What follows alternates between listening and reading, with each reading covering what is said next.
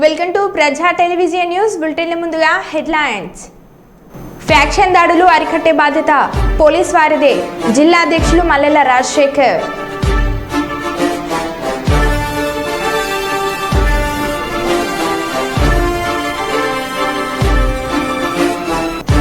కారుని ఢీకొట్టిన రైలు, తప్పిన పెను ప్రమాదం.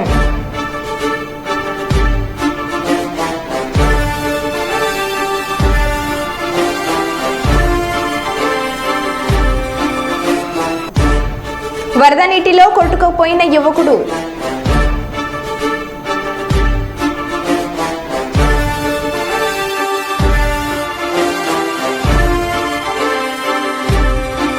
విశాఖలో రెచ్చిపోయిన గంజాయి బ్యాచ్.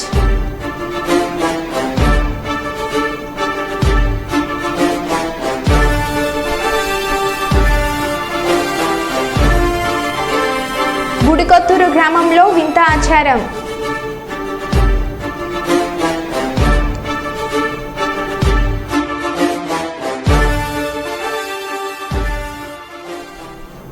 ఇక వివరాల్లోకి వెళ్తే, ములుగు మండలంలోని ఎంపీ బలరాం నాయక్ స్వగ్రామంలో గ్రామస్తులు ఏర్పాటు చేసిన ఆత్మీయ సన్మాన సభకు ముఖ్య అతిథిగా హాజరైన రాష్ట్ర పంచాయతీరాజ్ గ్రామీణ అభివృద్ధి స్త్రీ శిశు సంక్షేమ శాఖ మంత్రివర్యులు డాక్టర్ ధనసరి అనసూయ సీతక్క ఈ సందర్భంగా మాట్లాడుతూ, గత సంవత్సరాలుగా అధికారంలో లేకపోయినా అప్పటి ప్రభుత్వ పెద్దలు ఎన్ని ప్రలోభాలకు గురిచేసినా మొక్కవన్నే దీక్షతో కాంగ్రెస్ పార్టీని నమ్ముకొని ప్రజల కష్ట సుఖాల్లో పాల్పంచుకున్న నాయకుడు పోరిక బలరాం నాయక్ అని ప్రజల ఆశీస్సులతో మహబాద్ పార్లమెంట్ ఎన్నికల్లో భారీ మెజార్టీతో గెలుపొందడం నిజంగా సంతోషకరమని, మనసులో ఎలాంటి కుట్రలు కుతంత్రాలు లేని బోల శంకరుడు మన బలరాముడు అని బలరాం నాయక్ కేంద్ర మంత్రిగా ఉన్నప్పుడే ములుగుకు 100 పడకల ఆసుపత్రి, జాతీయ రహదారి, వెడల్పు Kasturba model high school, sub స్టేషన్లు, ఏటూరు నగరం, ముల్లకట్ట బ్రిడ్జి నిర్మాణం ఇలా అనేక అభివృద్ధి పనులు చేపట్టారు అని. ఇప్పుడు రాష్ట్రంలో కాంగ్రెస్ ప్రభుత్వం ఉంది, రాష్ట్రంలో నేను మంత్రిగా, కేంద్రంలో ఎంపీగా ఈ నియోజకవర్గ అభివృద్ధికి కృషి చేస్తామని సీతక్క అన్నారు.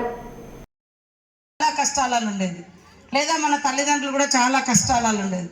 వాళ్ళందరూ కష్టపడి ఈ ఊరు నుంచి ఈ నీళ్లు తాగిచ్చి, ఇక్కడ తిండి పెట్టి, ఇక్కడ వాతావరణం ఇచ్చి మనం ఒక ఉన్నతమైనటువంటి స్థానంలో ఎదగడానికి కారణమైనటువంటి ఈ గ్రామాలకు మనం తిరిగి ఏమి ఇవ్వాలో కూడా ఆలోచించాల్సిన అవసరం అయితే ఉంది. అవునా కాదా? ప్రభుత్వాలు చేసినా ఇప్పుడు మేము ఈ ఏరియాలలో రకరకాల దాతలతోటి కూడా కరోనా టైంలో చాలామంది దాతలు వచ్చారు. అదేవిధంగా వరదలు వస్తే దాతలు వచ్చారు, లేదా ఎవరైనా చనిపోతే, లేదా పేద పిల్లల కోసం ల్యాప్టాప్స్ కూడా. మనం ఒక ఉన్నత స్థానంలో ఉన్నాం, ఒక పేదింటి బిడ్డ ఉంటుంది మన ఇంటి పక్కనే, ఆమె హైయర్ ఎడ్యుకేషన్కి వెళ్ళాలంటే కనీసం ఆమెకు ఒక ల్యాప్టాప్ లేదా ఒక కొంచెం ఫీజు, ఇట్లాంటి వాటిలలో కూడా చిన్న చిన్న వాళ్ళు గ్రామస్తులు డొనేషన్స్ వేసుకొని కూడా హెల్ప్ చేస్తూ ఉన్నారు. మనం పోయేటప్పుడు ఏది రాదు, పక్కా చెప్పగలుగుతున్నా. ఏమన్నా తీసుకుపోతామా? ఏం తీసుకుపో. కాబట్టి అలెగ్జాండర్ అంటారట, నేను ఈ దేశాలన్నీ ఏలినా కానీ నాతోటి ఏమి రాదు, అందుకనే నేను చనిపోయిన తర్వాత నా చేతులు బయటకు పెట్టండి, ఈ బయటికి పెట్టి నన్ను పూడ్చండి అంటాడట. ఎందుకంటే నేను పోయేటప్పుడు నా చేతిలో కూడా ఏం లేదు అని చెప్పడానికి. సో మనం అలెగ్జాండర్ ఎందుకు గుర్తు చేసుకుంటున్నాం? ఆయనకంటూ ఒక చరిత్ర ఉంది కాబట్టి ప్రతి ఒక్కరి ఒక చరిత్రకారులుగా మిగిలాలి, ఒక సృష్టికర్తలుగా. మనకంటూ ఒక ఐడెంటిటీ, మన కుటుంబం బాగుంటుంది, ఓకే, బాగుపడాలని కష్టపడ్డాం, తపన పడ్డాం, సంపాదించుకున్నాం, కుటుంబం సంతోషంగా ఉంటుంది. కానీ మన పక్కన కూడా కొంచెం చాలామంది కంపెనీలతో ఒప్పందం చేసుకొని కొన్ని గ్రామాలలో ఇప్పుడు model bus stand, model market, ములుగులో సరైనటువంటి మార్కెట్ లేదు, ఇవన్నీ కూడా ప్రణాళిక చేస్తున్నాం కొత్తగా కలెక్టర్ని తీసుకొచ్చి. కాబట్టి మీరందరు ఇక్కడ ఉన్నటువంటి గ్రామ బిడ్డలందరూ కూడా మాకు సహకరించి మనందరి ఈ గవర్నమెంట్కి సపోర్ట్ చేస్తూ గవర్నమెంట్ ద్వారా వచ్చేటువంటి ఏ పనైనా కూడా మీ అందరికీ ఉపయోగపడే విధంగా చేస్తానని. మరి మన మధు కూడా నా దగ్గరకు వచ్చిండు. మధు వాళ్ళన్న మీ చెప్పగానే మదనపల్లి అనగానే లోకల్గా ఈ అనగానే నా శాఖలో ఉన్నది, నేను నాకు అవకాశం ఉన్నంతలో తనకు అందుబాటులోకి వచ్చేటట్టుగా సహకారం చేసిన యాజ్ పర్ రూలే. కానీ మన ప్రాంతం వాళ్ళు అనగానే ఎవరికైనా ప్రాంతం ప్రీతి ఉంటుంది, అభిమానం ఉంటుంది. కాబట్టి తప్పకుండా మన పుట్టి పెరిగిన ప్రాంతాలు, మనల్ని కన్న తల్లిదండ్రులను ఎప్పుడు కూడా మర్చిపోకూడదని తెలియజేస్తాం. ఇవాళ ఎంత గొప్ప గొప్ప ఉద్యోగాలలో ఉన్నా తల్లిదండ్రులను అనాథలుగా పెట్టకూడదు. ఈరోజు నువ్వు గొప్ప స్థానంలో ఉండడానికి కారణం నిన్ను కనిపెంచిన తల్లిదండ్రులు. వాళ్ళు లేకుండా నువ్వెవరో కూడా లేదు. వాళ్ళు కనీసం విద్యాబుద్ధులు నేర్పకుండా నువ్వు ఈ స్థాయిలో వచ్చేవాళ్ళం కాదు. కాబట్టి తల్లిదండ్రులను కాపాడుకోవాలి, ఉన్న ఊరును కాపాడుకోవాలి. ఉన్న ఊర్లో నేను చూస్తా ఉన్నా కొంతమంది చనిపోతే సరే దురదృష్టవశాత్తు ఎక్కడో దానం చేస్తారు, పడేస్తారు. కరోనా అప్పుడైతే తల్లిదండ్రులు అంటే చనిపోతే ముఖం కూడా చూడడానికి కూడా రానటువంటి సిచ్యువేషన్ ఆ రోజు. అంటే పరిస్థితులు అంత భయంకరంగా వేదిక మీదకి ఆహ్వానిస్తున్నాం. ఇప్పుడు మన మోహన్ పైన ఒక పాటను పాడవలసిందిగా I invite Mohan Singh song. Mohan Singh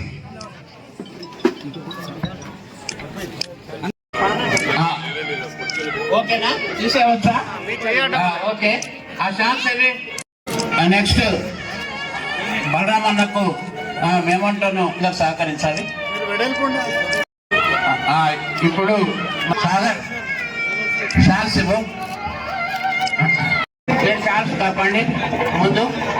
okay, ఇది అన్నకు వీడు అంబేద్కర్, సావిత్రిబాయి ఫులే వీళ్ళిద్దరు అన్న అమ్మను అది వాళ్ళు మళ్ళీ ఇక్కడ ఇస్తున్నారు.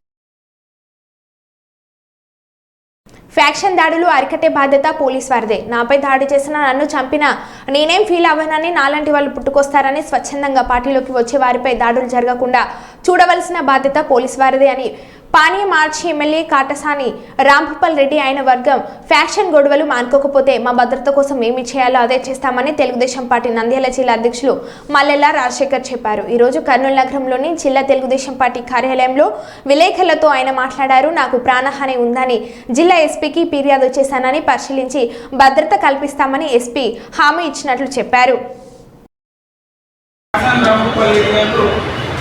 నాపై దాడి ప్రయత్నం చేస్తున్నారు అని మాకు ఇన్ఫర్మేషన్ వచ్చింది. లోటల్ భాష అనే వ్యక్తి ద్వారా ఊళ్ళో బయటపడిందని. ఈరోజు లోటల్ భాష అనే వ్యక్తి ఈరోజు ప్రెస్ ముందుకు వచ్చినాడు. వాళ్ళ ఫ్యాక్షన్ వాతావరణం నచ్చక నేను బయటకు వచ్చినాను. అక్కడ జరిగిన విషయాలు నేను చెప్తానని చెప్పి నన్ను వచ్చి కలిసడం జరిగింది. అందుకే మళ్ళీ ఈరోజు ప్రెస్ ముందుకి ఆ లోటల్ భాష అనే వ్యక్తిని తీసుకురావడం జరిగింది. ఎందుకంటే ప్రెస్ ముందర అక్కడ ఏం జరిగేది చెప్తే అందరికీ ప్రజల కల్లా తెలుస్తుందని చెప్పిన ఉద్దేశంతోనే ఈరోజు ప్రెస్ మీట్ ఏర్పాటు చేయడం జరిగింది. ముఖ్యంగా మనము గతంలో చూసుకుంటే నారా లోకేష్ బాబు గారు పాదయాత్ర చేసుకుంటూ కర్నూలుకి వచ్చిన సమయంలో నోటుకు వచ్చినట్టు ఈ కాటసాని రాంభూపాల్ రెడ్డి గారు మాట్లాడడం జరిగింది.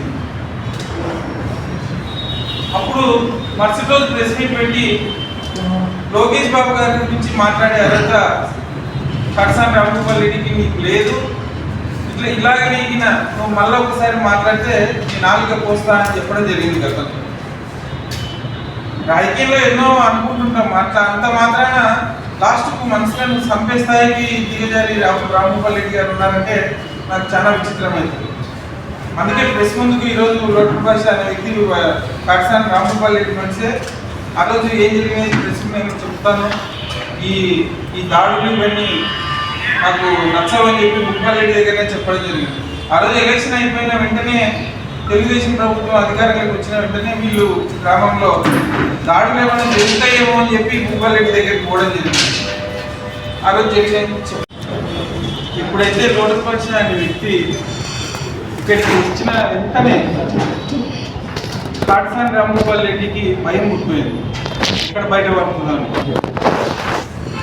నిన్నటి నుంచి ఈయన సెల్లుకు ఒకటే ఫోన్లు, భూపాల్ రెడ్డి సెల్ నుంచే వాట్సాప్ కాల్స్. నువ్వు ప్రెస్ ముందుకు పోదు అని ఎత్తడం లేదు. నేను ఒకటే ప్రెస్ ద్వారా కూడా నేను ఎస్పీ గారిని రిక్వెస్ట్ చేసుకుంటున్నాను. నా మీద దాడి చేసినా నన్ను చంపినా కూడా నేనేం ఫీల్ కాను. నాలాంటి వాళ్ళు ఇంకా మళ్ళీ పుడతారు. ఇట్లా స్వచ్ఛందంగా బయటకు వచ్చిన వాళ్ళ మీద దాడి చేయడానికి ఇంకొకసారి ఈయన భూపాల్ రెడ్డి మనుషులు ఈయన ప్రయత్నిస్తే ఇతను ఏమీ జరగకుండా చూసుకునే బాధ్యత పోలీసు వారికి ఉందని చెప్పి నేను ఈరోజు పోలీస్ డిపార్ట్మెంట్ కూడా రిక్వెస్ట్ చేస్తున్నాను. మీరు ఆ వెంగన్న చెన్నారెడ్డిని ఇద్దరిని పిలిచి నిజాలు బయట పెట్టాలని డిపార్ట్మెంట్ వారిని కోరుకుంటున్నా. లోటల్ భాష అనే వ్యక్తికి ఏం జరిగినా కూడా డైరెక్ట్ ఎక్స్-ఎమ్మెల్యే గారు కాటసాని రాంభూపాల్ రెడ్డి గారే కారణం అని చెప్పి నేను మీడియా ముఖ్యంగా తెలియజేస్తున్నాను. Thank you. నా భద్రత కల్పించారా ఎస్పీ గారు మీకు? ఎస్పీ గారికి కంప్లైంట్ ఇచ్చిన వెంటనే ఎస్పీ గారు స్పెషల్ ఆఫీసర్ పెట్టి ఎంక్వైరీ చేపిస్తున్నారు. ఆ ఎంక్వైరీ రిపోర్ట్స్ కూడా ఇంకా అడగలేదు. అందులోపలనే వీళ్ళు ముందుకొచ్చి నిజాన్ని జరిగి చెప్తామని చెప్పి బయటకు వచ్చి ఇట్లా దాడి చేయమని చెప్పిన మాట వాస్తవం అని చెప్పడం జరిగింది. దానికి తగ్గట్టు మేము కూడా జాగ్రత్తగా తిరుగుతున్నాము. పోలీస్ వారి త్వరలోనే నిజాన్ని జరిపి వాళ్ళని అరెస్ట్ చేస్తే మేము మాకు ఎటువంటి ప్రాణహాని ఉండదు అని మేము అనుకుంటున్నాం. లేదు ఇంకా మేము కూడా ఈ గవర్నమెంట్లో కూడా ఫ్యాక్షన్ చేస్తాము, దాడులు చేస్తాము అని భూపాల్ రెడ్డి వర్గం అదే పద్ధతి మార్చుకోకుండా అట్లనే ఉంటామంటే మేము కూడా గవర్నమెంట్ రెడ్డి గారితో ఆలోచించి మా సేఫ్టీ కోసం మేము ఏం చేయాలో మేము ఆలోచిస్తాం. పెళ్లిలు, పుట్టినరోజు, గృహప్రవేశాలు, షాప్ ఓపెనింగ్లు చేసినా అక్కడికి వెళ్లి అల్లరి చేయకూడదని హిజ్రాలకు కౌన్సిలింగ్ ఇస్తున్న తెలంగాణ పోలీసులు. రూపాయల జరిమానా పడుతుంది. అర్థమైందా? ఇది లాస్ట్ వార్నింగ్. మిర్యాలగూడ 1 టౌన్ ఒకటే కాదు, మిర్యాలగూడ మండలంలో ఎక్కడ మీరు వచ్చి మీ మీద కంప్లైంట్ వస్తే ప్రతి ఒక్కరి మీద కేసు అవుతుంది. నేను ఒక కేసు అయింది అందరి మీద, తెలుసా? అందరి మీద కేసు అయింది. లాస్ట్ అవకాశం ఇస్తున్నా, బతకడానికి మీకు ఏవైతే అవకాశాలు ఉన్నాయో అవకాశాలు ఉపయోగించుకోండి. మీ అమ్మాయి కానిస్టేబుల్కి అప్లై చేసుకోండి. మీకు ఇంకేమైనా అవకాశాలు ఉంటే అవకాశాలు తీసుకోండి తప్ప అని ఒకరి ఇంటికి పోయి వాళ్ళ హక్కులను భంగం పరచకుండా మీరు డబ్బులు వసూలు చేసేది కరెక్ట్ కాదు. ఎక్స్ట్రాషన్ అంటారు దాన్ని. షీట్ ఓపెన్ చేస్తాం మీకు ఇప్పటి నుంచి. మీరు ఫ్యూచర్లో ఏ గవర్నమెంట్ జాబ్ కూడా పనికిరావు. ఇప్పుడు ఈ అమ్మాయి అదే ఇబ్బంది పడుతుంది. రేపు అనవసరంగా ఇబ్బంది పడద్దు. చట్టాన్ని మీ చేతిలో తీసుకోవద్దు. పోలీసు వాళ్ళు ఏం చేయాలి? ఇంతమంది వస్తా అంటే నాకు కూడా గ్యాంగ్ ఉంది వెనుక, మా పోలీస్ పవర్ ఉంది కదా, పెన్నే పెడతా. కొట్టాలంటే మాకు కూడా లాఠీ తీసుకొని కొట్టవచ్చు. Friendly policing ఎవరికది? మంచి ఉన్న వాళ్ళకి మాత్రమే ఫ్రెండ్లీ పోలీసింగ్. చట్టాన్ని ఎవరు చేతిలో తీసుకున్నా కొట్టే పవర్ ఉంది. మినిమం ఫోర్స్ యూజ్ చేయమని కోర్టులో చెప్తున్నాయి. అర్థమైందా? కొట్టడం మాకు పెద్ద సమస్య కాదు. మీరు లేపితే మేము కూడా లేపుతాం.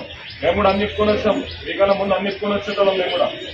ఇవన్నీ తమాషాలు చేయదు. నెక్స్ట్ టైం చట్టం అంటే చట్టానికి అనుగుణంగా ఉండాలి. అందరికీ మేమేదైనా తప్పు చేస్తే మమ్మల్ని విమర్శించే మేము ఆ విమర్శలకు సిద్ధంగా ఉన్నాం, కానీ మాకు ఎటువంటి సంబంధం లేని విషయాల్లో మమ్మల్ని విమర్శిస్తున్నారు. కొంతమంది కావాలనే మాపై కక్ష కట్టి దుష్ప్రచారం చేస్తున్నారు. గెలిచిన రోజు నుండి ప్రజల మధ్యనే ఉంటూ ప్రజల కోసం పనిచేస్తున్నాం. పాలకుర్తి అభివృద్ధి కోసం పనిచేస్తున్నాం. మాకు ఎలాంటి వ్యక్తిగత స్వార్థం కానీ ద్వేషం కానీ లేదు. కేవలం పాలకుర్తి నియోజకవర్గం అభివృద్ధి, ప్రజల సంక్షేమం మాత్రమే మా లక్ష్యమని ఎమ్మెల్యే యశస్విని రెడ్డి అన్నారు. మీరందరూ కూడా చూస్తున్నారు కదా, గెలిచినప్పటి నుంచి మన నియోజకవర్గంలో ఏదైనా అది కొన్ని నేనేమైనా చేసినారా అంటే నాకు బాధ లేదు. నేను చేసిన దానికి నేను పడడానికి నాకు బాధ లేదు. కానీ ప్రతి దానికి తీసుకొచ్చి ఎమ్మెల్యే గారే చేస్తుండ్రు అన్న మాట బాధ కనిపిస్తుంది. నిన్నటికి నిన్న ఒకటి అయింది, అది నేను చెప్పనవసరం లేదు. కానీ దాన్ని రాష్ట్ర స్థాయిలో పెట్టడం జరిగింది. అది నాకు సంబంధము లేదు. నేను పోనీ నాకేమైనా తెలుసా దాని గురించి అంటే అది లేదు. నా వయసు ఎంతుంటే పిక్కి కొట్టే నా మీద మాటలు అనేటోళ్ళు అంత అనుభవం అంతా కూడా ఉండదు. అయినా కానీ నేను ఎప్పుడు చేతులు ముట్టుకొని ఏం కూర్చోట్లేను కదా. ఇప్పుడు ఎమ్మెల్యేలైనా ఎక్కడైనా ఉంటున్నారా? ఎప్పుడు మీకు అందుబాటులో ఉండట్లేనా? ఎప్పుడు నేనైనా మా అత్తమైనా ఒకలం ఉంటే ఒకలం కాకుండా ఇద్దరం ఎప్పుడు కూడా అందరికి అందుబాటులో ఉంటున్నాం. అయినా కానీ ఇట్లా ప్రతి దానికి దోషించడము, ప్రతి దానికి తప్పులు తీయడము, లేనిపోని మాటలన్నీ కూడా కల్పిస్తున్నారు. అది మీ ఇంట్లో అట్లయితే మీకు బాధ అనిపించదా? మరి నేను కూడా ఎవరో ఒకళ్ళు ఇంట్లో అమ్మాయినే కదా. ఊరికే నోరుంది కదా అని చెప్పి అన్ని తప్పుగా మాట్లాడద్దు కదా, న్యాయంగా మాట్లాడాలి కదా ఎవరమైనా. కొంచెం ఈ విషయంలో కొంచెం అందరూ కూడా అర్థం చేసుకోండి. మీరు అందరు సహకరించాలి. అందరు సహకరియట్లేరని కాదు, సహకరిస్తుండ్రు. కానీ ఇట్లాంటివి కొన్ని ఇబ్బందికరంగా ఉంది, కొంచెం మంచిగా అనిపించట్లేదు. కాబట్టి అందరూ కూడా అర్థం చేసుకోవాలని కోరుకుంటున్నాను. మహారాష్ట్రలో భారీ వర్షాలు కురుస్తున్నాయి. రత్నగిరి జిల్లా కేడ్ ప్రాంతంలో వరద నీరు జనవాసాల్లోకి వచ్చింది. ఈ క్రమంలో షెల్లి డ్యాం వద్ద వరద నీటితో దిగిన జయేష్ రామచంద్ర అంబ్రే అనే యువకుడు గల్లంతయ్యాడు. ఇతరులు చూస్తుండగానే ప్రవాహంలో ఆ యువకుడు కొట్టుకొని పోయాడు.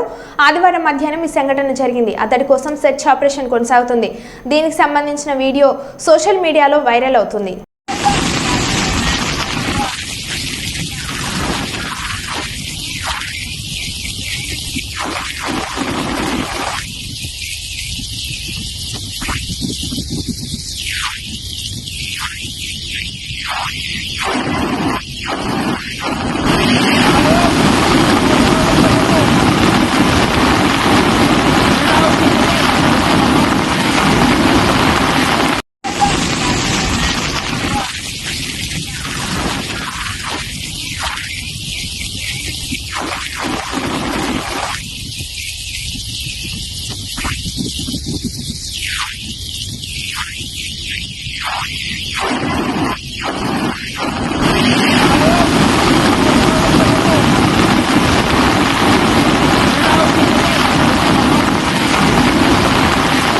రాజన్న సిరిసిల్ల జిల్లా తంగలపల్లి మండలం ఇందిరమ్మ కాలనీకి చెందిన చంద్రకళ అనే మహిళ తన బిడ్డ పెళ్లి చేయగా ప్రభుత్వం ఇచ్చే ₹1,00,000 కళ్యాణలక్ష్మి చెక్కు ఇప్పిస్తా అంటే Congress party social media coordinator ఘట్టం మధుకర్ అనే యువకుడికి ₹7,000 ఇచ్చింది. శనివారం కళ్యాణలక్ష్మి చెక్కుల పంపిణీ కార్యక్రమం ఉండగా 178 లబ్ధిదారుల లిస్టులో తన పేరు లేకపోవడంతో ఆగ్రహంతో అక్కడే ఉన్న ఎమ్మెల్యే ఆది శ్రీనివాస్ వద్ద ఈ విషయం చెప్పి వాపోయింది. విషయం తెలుసుకున్న ఎమ్మెల్యే చోటును పిలిపించి మందలించాడు. నా పేరు కాంచనం చంద్రకళ. నా బిడ్డ పెళ్ళి ఇప్పుడు ఏడాదిని అర్థమవుతుంది.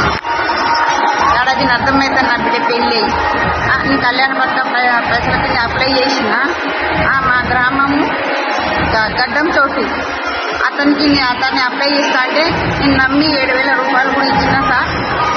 ఇంకా ఇదివరకు ఏది కూడా లేదు. ఇప్పుడు ఏడాదిని అర్థం అయిపోతుంది. నా మనమరాలు ఇప్పుడు 7 నెలలు లగ్గమైంది. నా మనమరాలు 7 నెలలు అడిగినప్పుడల్లా ఇది వస్తుంది అది వస్తుంది 2 రోజులకు చెప్పిస్తారు ఇంటికి. నువ్వు ఎక్కడ పోయేది లేదు అమ్మ, నువ్వు ఎవరితో చెప్పాను ఇవన్నీ అన్నాడు సార్. నేను సరే నన్ను హోటల్లో పనిచేసి బతుకుతా సార్. శ్రీను హోటల్లో గౌడ శ్రీను హోటల్లో పనిచేసి బతుకుతా సార్.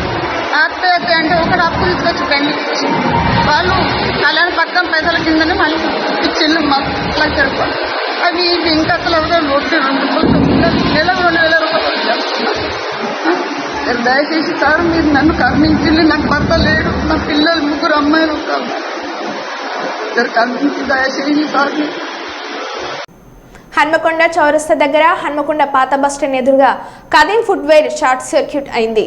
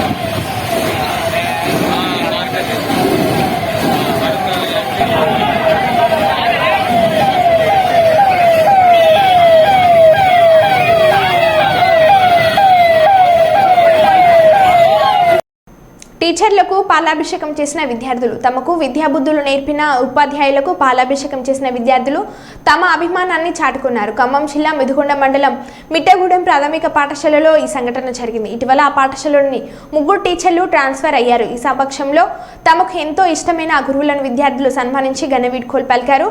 వారి సేవలను విద్యార్థులు తల్లిదండ్రులు కొనియాడారు.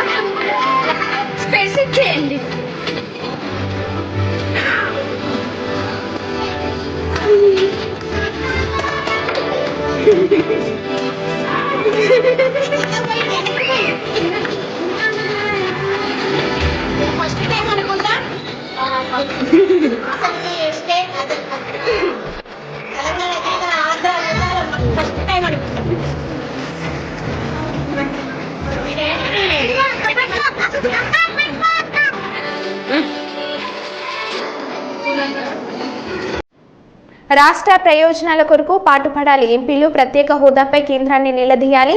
ఆంధ్రప్రదేశ్ రాష్ట్ర ప్రయోజనాల కొరకు పాటుపడాలని ఎంపీలు ప్రత్యేక హోదాపై కేంద్ర ప్రభుత్వాన్ని నిలదీయాలని మాజీ మంత్రి కాంగ్రెస్ రాష్ట్ర నాయకులు సాకి శైలజ్నాథ్ కోరారు. కర్నూలులోని జిల్లా కాంగ్రెస్ కార్యాలయంలో విలేకరులతో మాట్లాడారు. కర్నూలు జిల్లాలో గాండ్రేవుల ప్రాజెక్టు నిర్మాణం, high court bench, railway coach factory త్వరితగతిన పనులు చేపట్టాలని శైలజ్నాథ్ కోరారు. ఆ రోజు ప్రత్యేక ప్యాకేజ్ తీసుకొని మురిసిపోయారు. ప్రత్యేక ప్యాకేజ్ అనేది పాచిపోయే లడ్డు అని చెప్పిన పవన్ కళ్యాణ్ గారు, మీరు అప్పుడు ఏమన్నా చెప్పినా సరే వదిలేసేయండి. ఇప్పుడు మీరు ప్రత్యేకంగా ఈ రాష్ట్రం కోసం ప్రశ్నించాల్సిన అవసరం, ప్రయత్నం చేసి సాధించాల్సిన అవసరం విషయాన్ని గుర్తు చేస్తూ ఉన్నాం. మీరు నాన్ కోఆపరేషన్గా నాన్ కోఆపరేషన్ చెప్పండి. పార్లమెంట్లో వివిధ అంశాల్లో మేము మీకు కలిసి రా, ఈ రాష్ట్రానికి ప్రయోజనాలు ఇస్తే, ప్రత్యేక తరగతి హోదా ఇస్తేనే మీతో కలిసి ఉంటాం. ఈ మాట ఎందుకు చెప్తున్నానంటే, చంద్రబాబు నాయుడు గారు ఆ రోజు ఎన్డీఏ రోజు బయటకు వచ్చినప్పుడు ఈ రాష్ట్రానికి ప్రత్యేక తరగతి హోదా ఇవ్వలేదు కాబట్టి బయటకు వస్తున్నా అని చెప్పిన సంగతి ఇప్పుడు నాకు గుర్తుంది. కాబట్టి అట్లాగే రాయలసీమ ఉత్తరాంధ్రకి ముందేళ్ళంతా ఆ ప్యాకేజ్ ఇవ్వకపోతే మేము ఉండవు. భారత రాజ్యాంగానికి తూట్లు పడిస్తే మేము ఉండవు. నిన్న ఆయన అమిత్ షా ఎక్స్లోనో వైలోనో మాట్లాడుతున్నారు. విజయకు ఒకటి వచ్చాయి,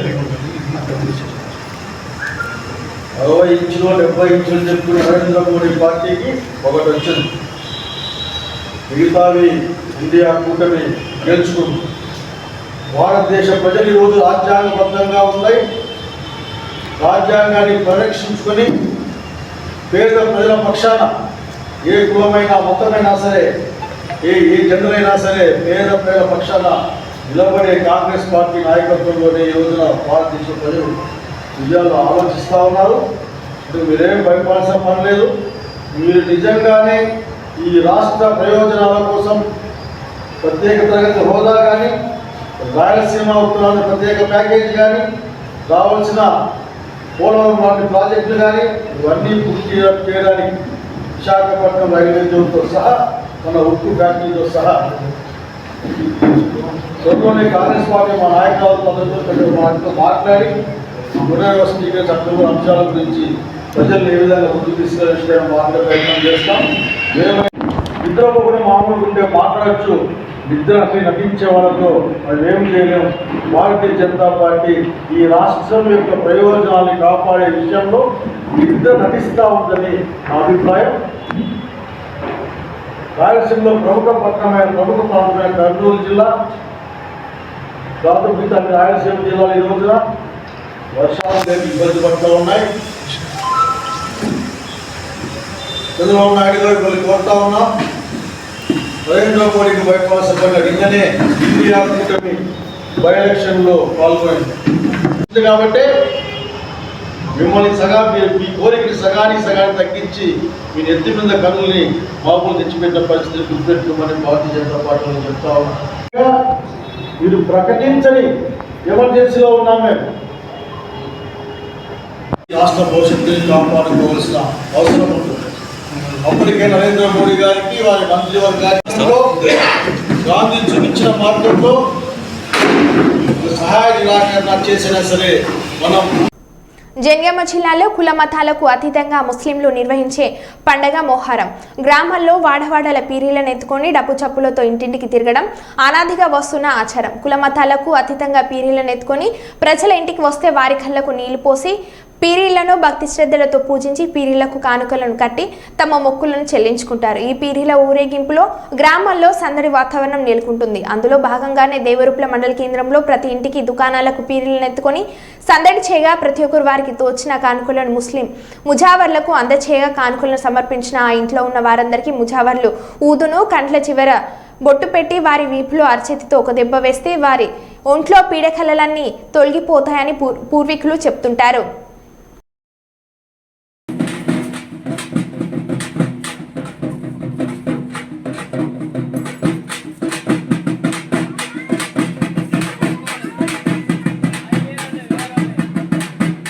మరో బులెటిన్లో మళ్ళీ కలుద్దాం. Stay tune.